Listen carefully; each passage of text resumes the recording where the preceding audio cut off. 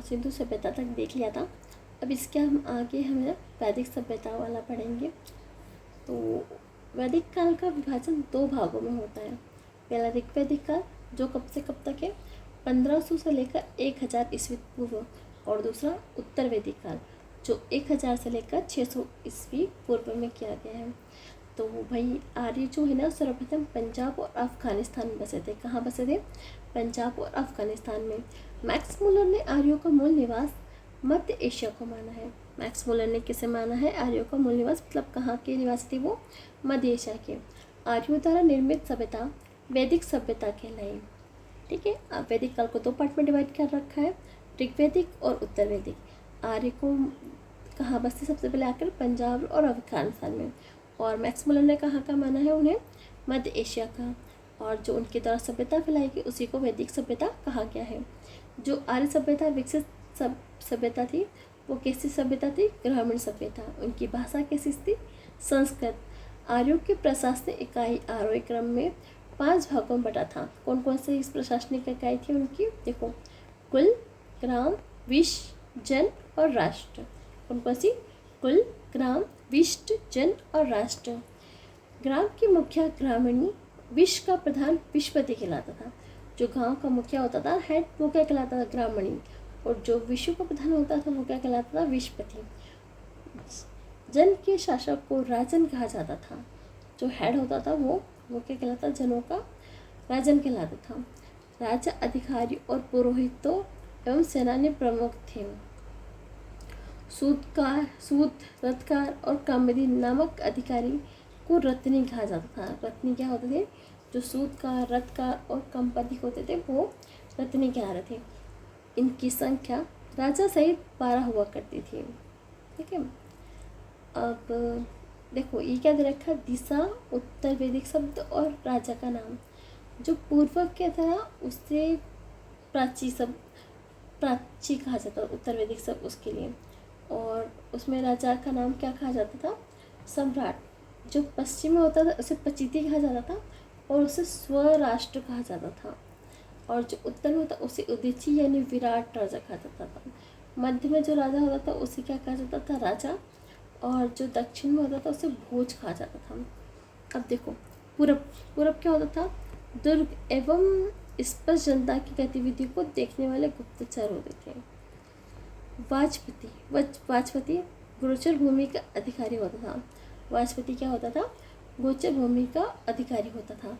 उग्र अपराधी को पकड़ने का कार्य करता था, यानी एक प्रकार से पुलिस था।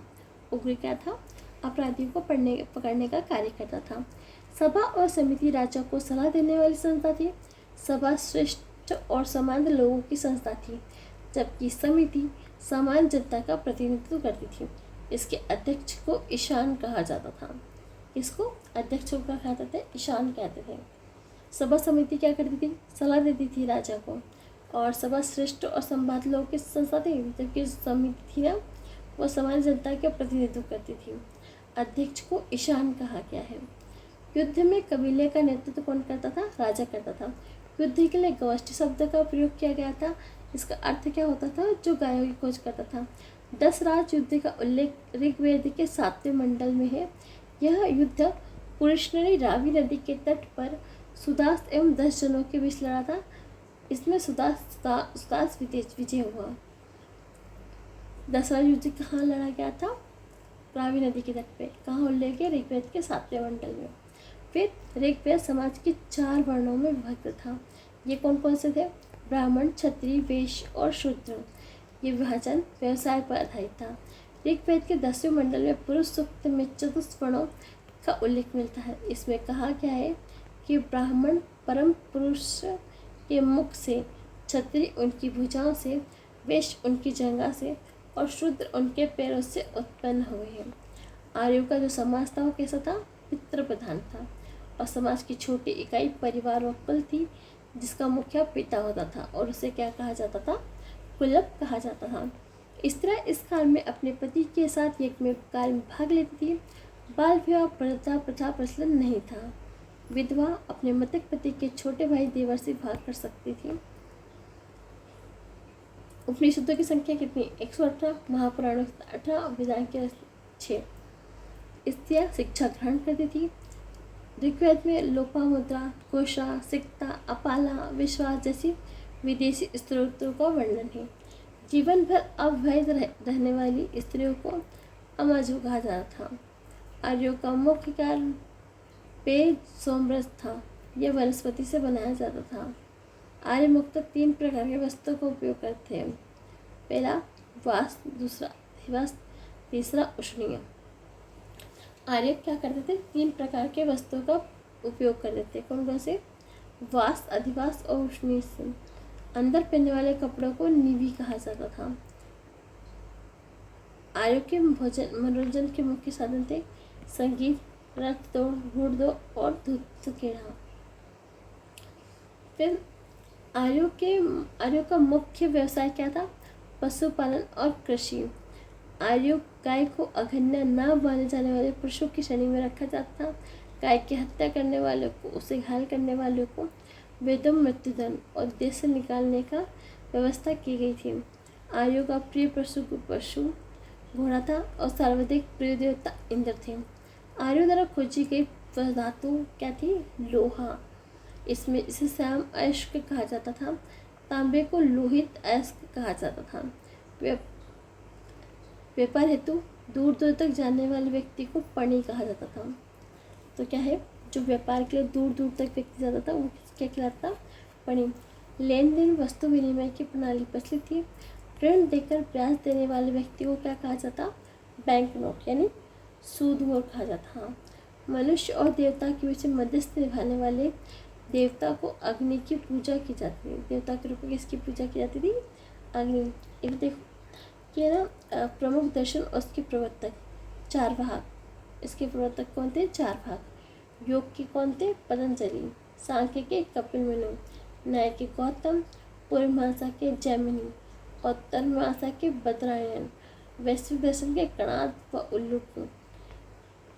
इसके बाद है प्राचीन नाम नदियों के और उनके नए नाम।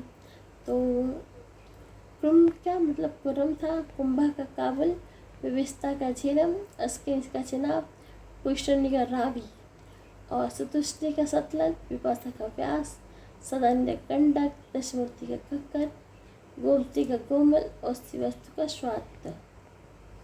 ऋग्वेद में सभी उल्लेखित नदियों में सरस्वती सबसे महत्वपूर्ण नदी थी, पवित्र मानी जाती है। ऋग्वेद में गंगा और यमुना का सिर्फ एक बार उल्लेख हुआ है। उत्तर वैदिक काल में इंद्र के स्थान पर प्रजापति सर्वाधिक प्रिय देवता हो गए।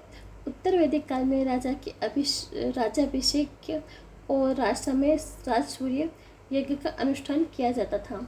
उत्तर वैदिक काल में वर्ण व्यवस्था के बजाय जन्म के आधार पर निर्धारित होने लगे थे। उत्तर वैदिक काल में हल को सिरा और हल रेखा को क्या कहा जाता था? सीता। उत्तर वैदिक काल में निष्क और शतमान मुद्रा की इकाई थी, लेकिन इस काल में किसी खास भार, आकृति, मूल्य के सिक्कों का कोई प्रमाण नहीं मिलता है। सांख्य दर्शन भारत के सभी दर्शनों में सबसे प्राचीन है। सांख्य दर्शन क्या है? भारत के सभी दर्शनों में सबसे प्राचीन है। इसके अनुसार मूल तत्व 25 है और प्रकृति पहला तत्व है। सत्यमेव जयते मुंडा उपनिषद से लिया गया है। इसी उपनिषद में यज्ञ की तुलना टूटी हुई न्यायों से किया है। गायत्री मंत्र सवितदेव नामक देवता को संबोधित किया है, जिसका संबंध ऋग्वेद से। उत्तर वैदिक काल में कौशाम्बी नगर में पहली बार पक्की ईंटों का प्रयोग किया गया है। कौशाम्बी नगर में क्या किया था? पहली बार पक्की ईंटों का प्रयोग किया था। महाकाव्य 2 हैं, महाभारत और रामायण। महाभारत का पूरा नाम जय संहिता है। यह विश्व का सबसे बड़ा महाकाव्य है। गोत्र नामक संस्था का जन्म उत्तर वैदिक काल में हुआ है। अब वैदिक कालीन देवता और उसका संबंध। इंद्र क्या है? इंद्र युद्ध का देवता है और वर्षा का देवता है। अग्नि देवता और मनुष्य के बीच मध्यस्थ है। वरुण पृथ्वी और सूर्य के निर्माता, समुद्र का देवता, विश्व के नियामक, शासक, सत्य का प्रतीक, ऋतु परिवर्तन एवं दिन रात का कर्तादाता। फिर घो क्या था? आकाश का देवता, सबसे प्राचीन। सोम वनस्पति की देवता। उषा प्रकृति और उत्थान देवता। अश्विन विपत्तियों को हरने वाला देवता। पुष्पन पशुओं का देवता। विष्णु, विष्णु के संरक्षक एवं पालक, विश्व के संरक्षक एवं पालन करता। मरुत, आंधी तूफान के देवता। इसके बाद क्या आ गया, महाजनपदों का उदय। बुद्ध के जन्म के पूर्व 6ठी शताब्दी ईस्वी पूर्व भारत में 16 महाजनपदों का उदय हुआ। इनकी जानकारी हमें बौद्ध ग्रंथ अंगुत्तर निकाय में मिलती है। जैसे अंग की राजधानी क्या थी, चंपा, और क्षेत्र कौन सा आएगा, भागलपुर, मुंगेर, बिहार। दूसरा मगध, मगध की राजधानी क्या है, गिरिब्रज या फिर राजगृह, ये कहाँ पे आएगा, पटना, बिहार में। फिर काशी, काशी की राजधानी क्या है, वाराणसी, तो इसका क्षेत्र कौन सा है, वाराणसी के आसपास यानी उत्तर प्रदेश। फिर बस्त, बस्त की राजधानी कौशाम्बी, और ये इलाहाबाद के आसपास क्षेत्र उत्तर प्रदेश के क्षेत्र में शामिल होता है। बज्जी, बज्जी की राजधानी वैशाली, विंध्य और मिथिला, तो इसका क्षेत्र कौन सा आएगा, मुजफ्फरपुर, दरभंगा, भंगा के आसपास वाला क्षेत्र। फिर इसके आगे कौशल, कौशल की राजधानी श्रावस्ती, और इसका क्षेत्र कहाँ है, फैजाबाद, उत्तर प्रदेश। अवंती, अवंती की राजधानी उज्जैन या महेश्वरी, जो मालवा और मध्य प्रदेश है। मल्ल, मल्ल की राजधानी कुशावती यानी देवरिया, उत्तर प्रदेश। पांचल, पांचल की राजधानी अछित्र या कामपली, ये बरेली, बदायूं, फर्रुखाबाद, उत्तर प्रदेश में है। फिर चेंदी, चेंदी की राजधानी क्या, शक्तिमती, बुंदेलखंड, उत्तर प्रदेश। उसके बाद कुरु, कुरु की राजधानी क्या, इंद्रप्रस्थ, आधुनिक दिल्ली, मेरठ, हरियाणा के कुछ क्षेत्रों में। उसके बाद मत्स्य नगर, मत्स्य क्या है, विराटनगर, जयपुर, राजस्थान के आसपास के क्षेत्र में, राजौरी और हसीरा क्षेत्र।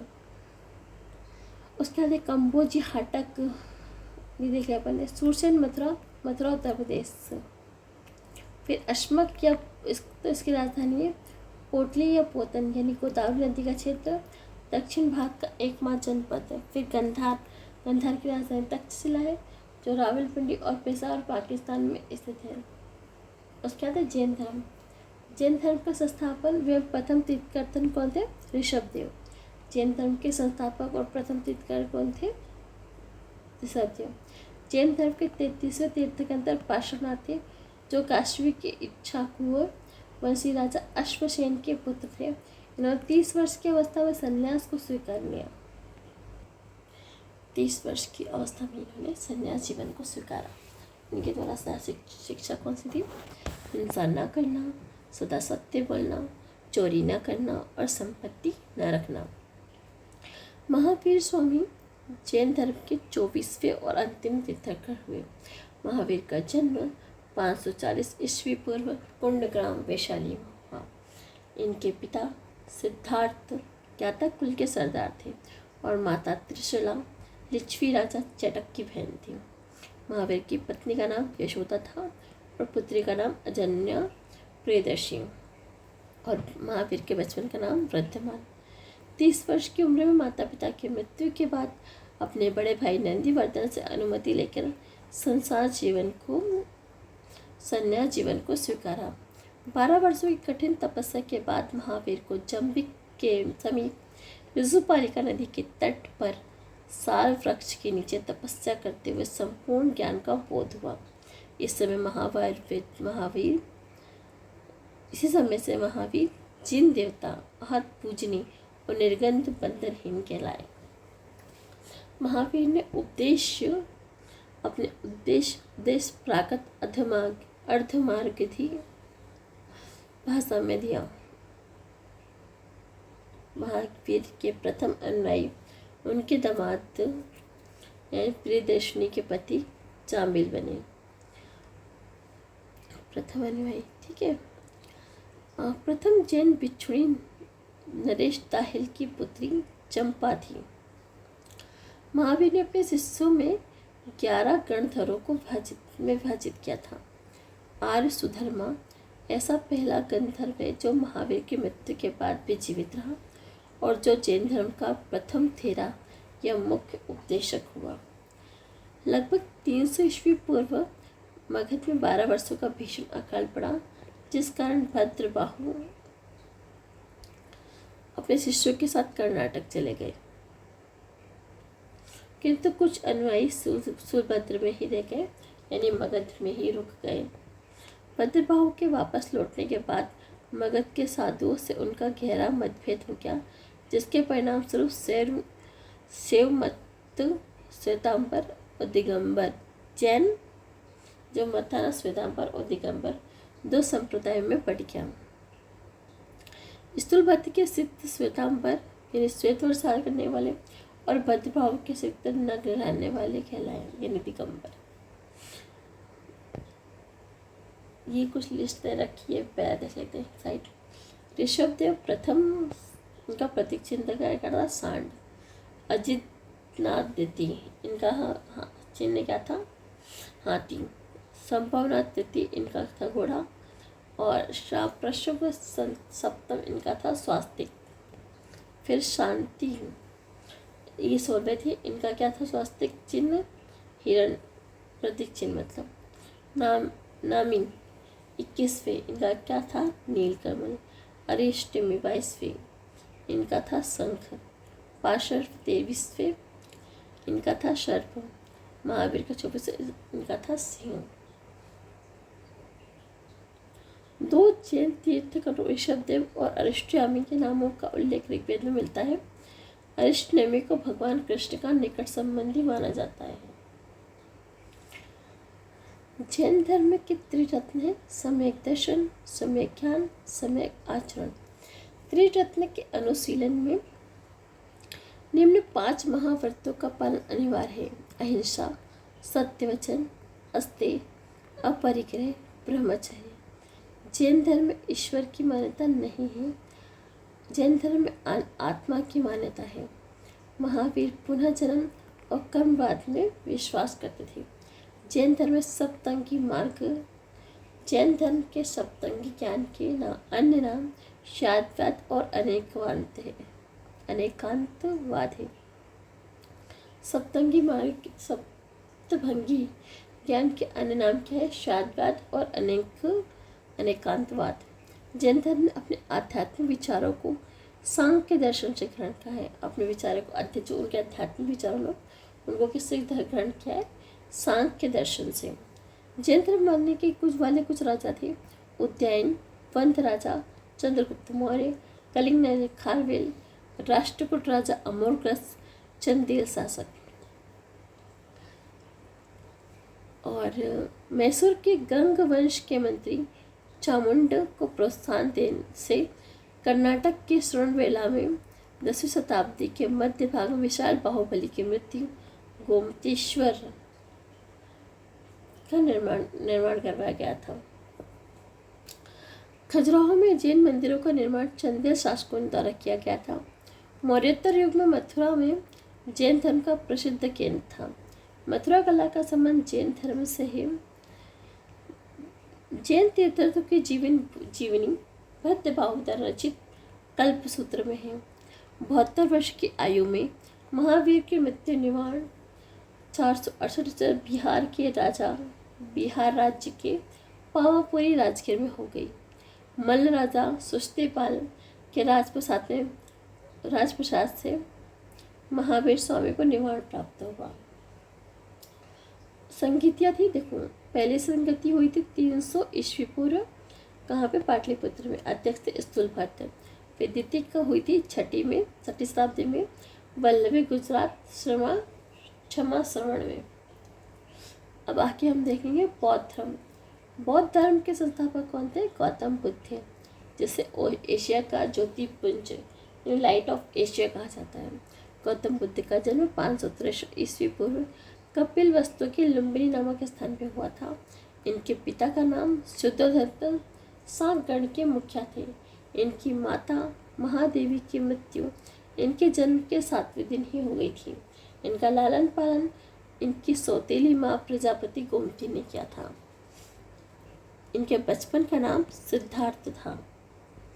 गौतम बुद्ध का विवाह 16 वर्ष की अवस्था में यशोधरा के साथ हुआ। इनके पुत्र का नाम राहुल था। सिद्धार्थ जब कपिल वस्तु की ओर सैर पर निकले तो उन्होंने निम्न 4 दृश्य को देखा। पहला बूढ़ा व्यक्ति, दूसरा एक बीमार व्यक्ति, तीसरा शव और चौथा एक सन्यासी।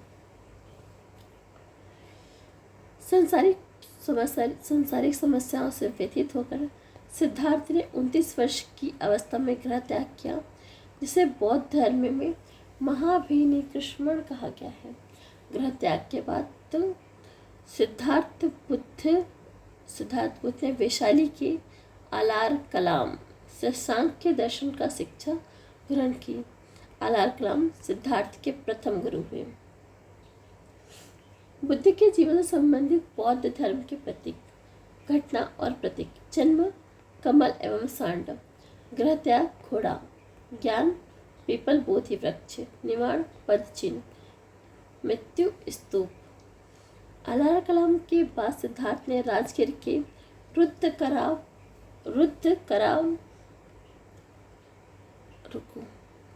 राम पुत्र से शिक्षा ग्रहण की। उरुवेला में सिद्धार्थ को कौंडिन्य, पंपा, भट्टिया, महानामा, असागी नामक 5 साधक मिले। उरुवेला में सिद्धार्थ को कौन मिले? 5 साधक मिले। कौन कौन से? कौंडिन्य, पंपा, भादिया, महानामा, असागी।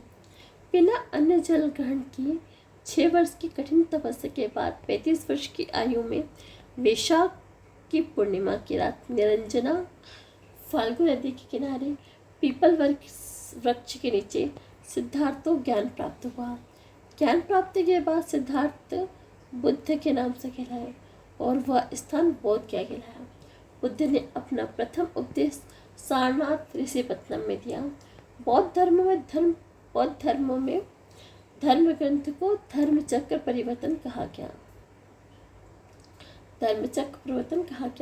बुद्ध ने अपने उपदेश जन भाषा को पाली भाषा में दिए। बुद्ध ने अपने उद्देश्य कौशल, वैशाली, कौशाम्बी और अन्य राज्यों में दिए। अपने सर्वाधिक उपदेश कौशल देश की राजधानी श्रावस्ती में दिए। इनके प्रमुख अनुयायी शासक थे बिम्बिसार, प्रसेनजित और उदयन। 80 वर्ष की अवस्था में 483 ईस्वी में कुशीनगर देवरा में चुंद द्वारा अर्पित भोजन करने के बाद उनकी मृत्यु हो गई और यही क्या बौद्ध धर्म में महापरिनिर्वाण कहा गया। मल्लों ने एक अत्यंत सम्मानपूर्वक बुद्ध की अंत्येष्टि संस्कार किया। एक अनुश्रुति के अनुसार मृत्यु के बाद बुद्ध के शरीर के अवशेष को 8 भागों में बांटकर उन पर 8 स्तूपों का निर्माण कराया गया। बुद्ध के जन्म और मृत्यु की तिथि को चीनी परंपरा के केटोन अभिलेख के आधार पर निश्चित किया गया। बुद्ध के बारे में विशुद्ध ज्ञान प्रणाली त्रिपिटक से प्राप्त होती है। बौद्ध धर्म मूलतः अनिश्वरवादी है। इसमें आत्मा की परिकल्पना नहीं है। बुद्ध पुनर्जन्म की मानता है। बौद्ध धर्म में पुनर्जन्म की मान्यता है। तृष्णा को क्षीण हो जाने के बाद की अवस्था ही बुद्ध ने निर्वाण कहा है। विश्व दुखों से भरा है का सिद्धांत बुद्ध ने उपनिषद से लिया है। बौद्ध धर्म के 2 भाग हैं। बौद्ध धर्म के अनुयायियों को 2 भागों में विभाजित किया गया है। बुद्ध के अनुयायी 2 भागों में विभाजित थे। पहला भिक्षुक, बौद्ध धर्म के प्रचार के लिए जिन्होंने संन्यास ग्रहण लिया वो क्या कहलाए? भिक्षुक कहलाए।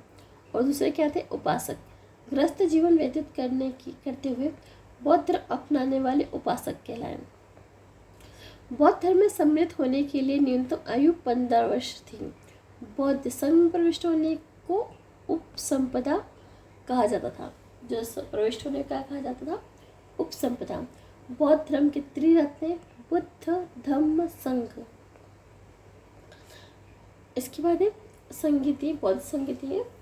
प्रथम बौद्ध संगीति 483 ईस्वी पूर्व। राजगृह अध्यक्ष कौन थे? महाकश्यप। और शासनकाल किसका था? अजातशत्रु का। द्वितीय बौद्ध संगीति समय था 383 ईस्वी पूर्व। स्थान वैशाली। अध्यक्ष थे समाकामी और शासनकाल था कालाशोक का। तृतीय बौद्ध संगीति 255 ईस्वी पूर्व। स्थान कौन सा था? पाटलिपुत्र। और अध्यक्ष कौन थे उस टाइम? मोगली पुत्र तीसरा। और शासनकाल था अशोक का।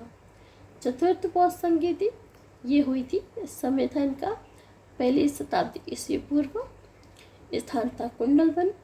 अध्यक्ष थे वसुमिति या अश्वघोष और शासनकाल था कनिष्क का। चतुर्थ बौद्ध संगीति के बाद बौद्ध धर्म 2 भागों में हीनयान और महावीर में विभाजित हो गया। धार्मिक जुलूस का प्रारंभ सबसे पहले बौद्ध धर्म के द्वारा प्रारंभ किया गया। बौद्ध धर्मों का सबसे पवित्र त्यौहार वैशाख पूर्णिमा है, जिसे बुद्ध पूर्णिमा के नाम से जाना जाता है। इसका महत्व इसलिए है क्योंकि बुद्ध पूर्णिमा के दिन ही बुद्ध का जन्म, ज्ञान की प्राप्ति और महापरिनिर्वाण की प्राप्ति हुई। बुद्ध ने सांसारिक दुखों के बंधन से 4 आर्य सत्यों का उपदेश दिया। बुद्ध ने क्या किया? सांसारिक दुखों के संबंध में 4 आर्य सत्यों का उपदेश दिया। ये थे दुख समुदाय, दुख निरोध गामिनी प्रतिपदा। इन सांसारिक दुखों से मुक्ति हेतु बुद्ध ने अष्टांगिक मार्ग की बात कही। ये साधन थे सम्यक दृष्टि, सम्यक संकल्प, सम्यक वाणी, सम्यक कर्मांत, सम्यक आजीवक, सम्यक व्यायाम, सम्यक स्मृति एवं सम्यक समाधि। बुद्ध के अनुसार अष्टांगिक मार्गों के पालन करने के उपरांत मनुष्य की भव तृष्णा नष्ट हो जाती है और उसे निवारण प्राप्त हो जाता है। निवारण बौद्ध धर्म का परम लक्ष्य है, जिसका अर्थ है दीपक का बुझ जाना, अर्थात जीवन मरण के चक्र से मुक्त हो जाना। बुद्ध ने निवारण प्राप्ति को सरल बनाने के लिए निम्न 10 सीलों पर बल दिया। कौन कौन से? पहला, अहिंसा, सत्य, अस्त्य यानी चोरी न करना, अपरिग्रह किसी प्रकार की संपत्ति न रखना, मृग सेवन न करना, असमय भोजन न करना, सुखपद बिस्तर पर नहीं सोना, धन संचय न करना, स्त्रियों से दूर रहना, नृत्य गान आदि से दूर रहना। गृहस्थों के लिए केवल 5 शील और भिक्षुओं के लिए 10 सीलों का मानना अनिवार्य था।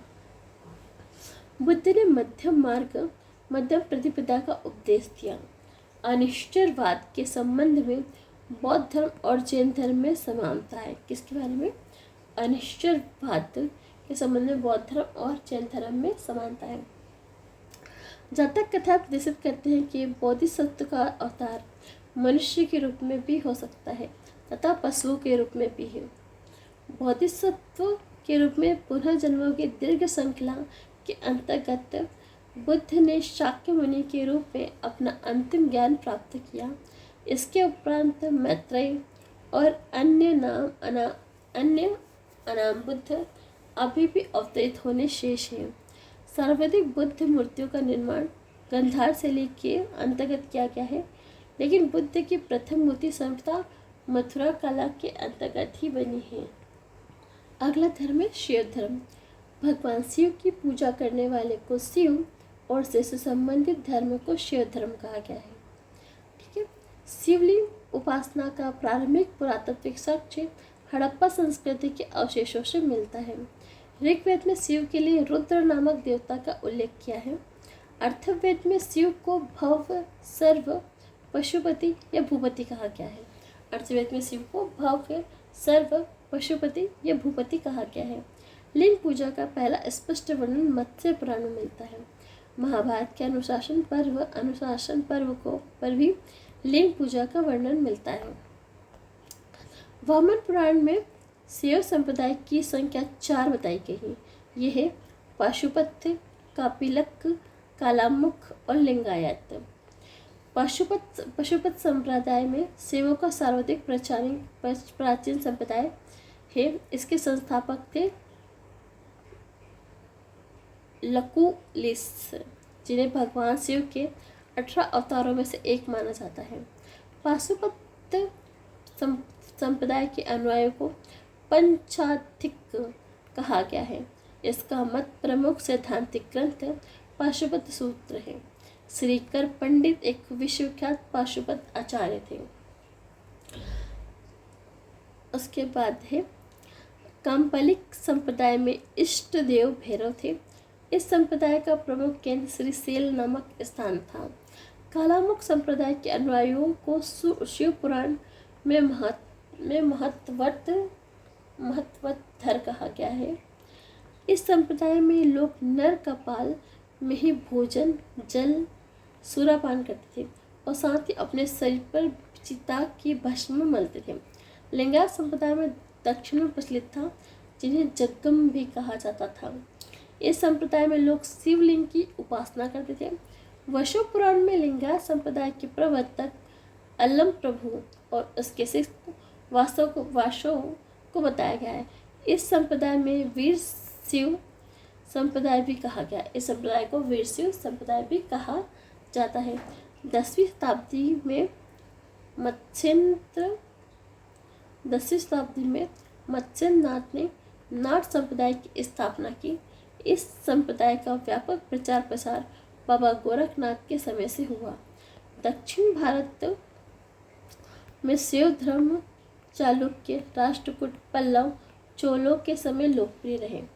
पल्लव काल में शैव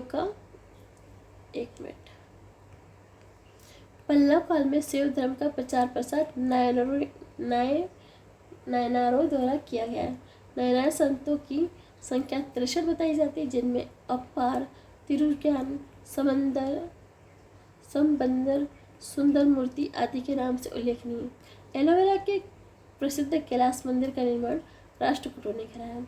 चोल शासक राजराज प्रथम ने तंजौर में प्रसिद्ध राजराजेश्वर शिव मंदिर का निर्माण करवाया, जिसे बृहदेश्वर मंदिर के नाम से भी जाना जाता है। कुषाण शासकों की मुद्राओं पर शिव और नंदी को एक साथ अंकन करके प्राप्त होता है। इधर देखे तो हम देखो अजीवक संप्रदाय के कुछ संप्रदाय है और उनके संस्थापक हैं।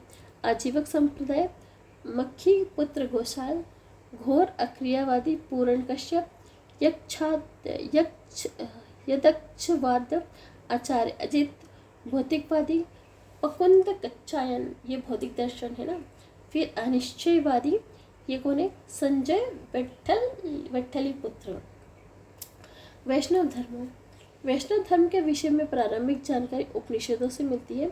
इसका विकास भगवत धर्म से हुआ है। वैष्णव धर्म के प्रवर्तक कृष्ण थे, जो वृषण कबीले के थे। इनका निवास मथुरा था।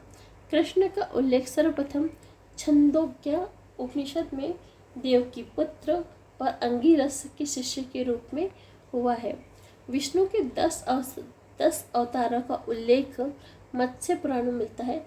10 अवतार थे मत्स्य, कुर्मो, वराह, नृसिंह, वामन, परशुराम, राम, बलराम, बुद्ध और कल्कि। वैष्णव धर्म में ईश्वर को प्राप्त करने के लिए सर्वाधिक महत्व भक्ति को दिया जाता है। प्रमुख संप्रदाय और आचार्य। वैष्णव संप्रदाय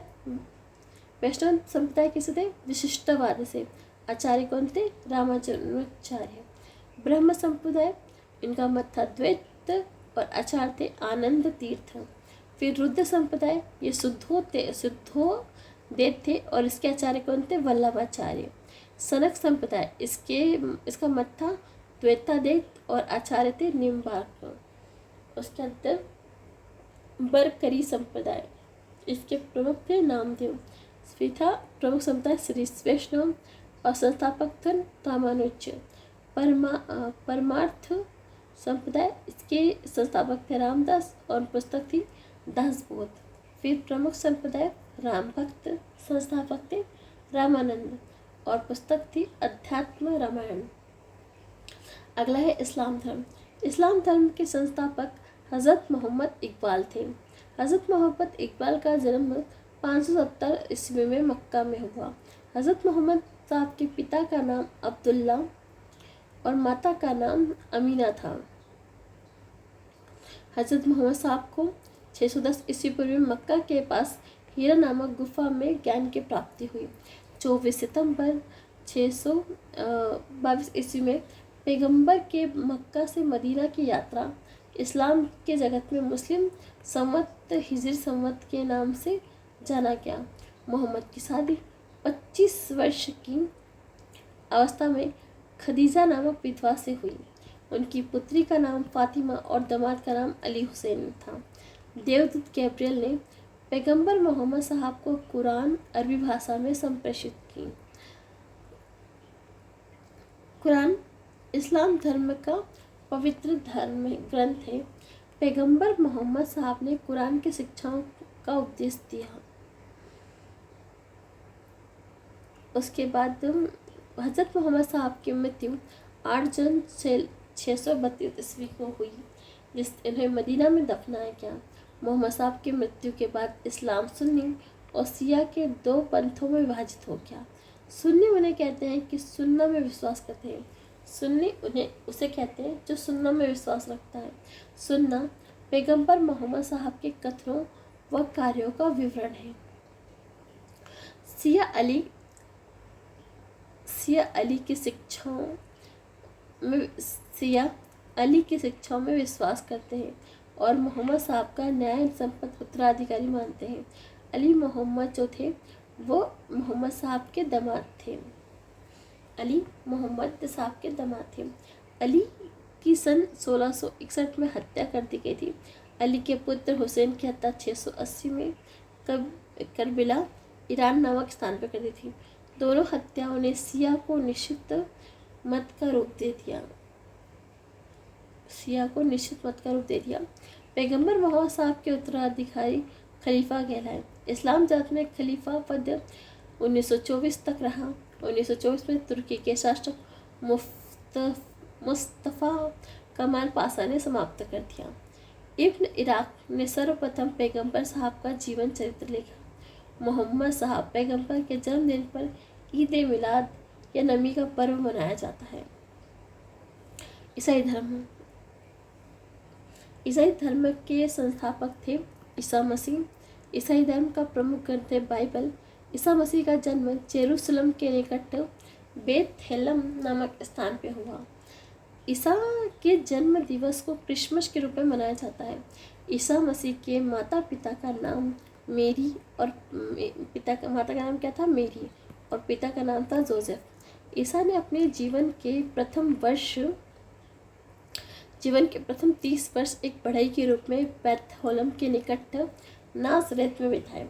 ईसा के प्रथम 2 शिष्य थे एंड्रूज और पीटर। ईसा मसीह को सूली पर रोमन गवर्नर पोंटियस ने चढ़ाया।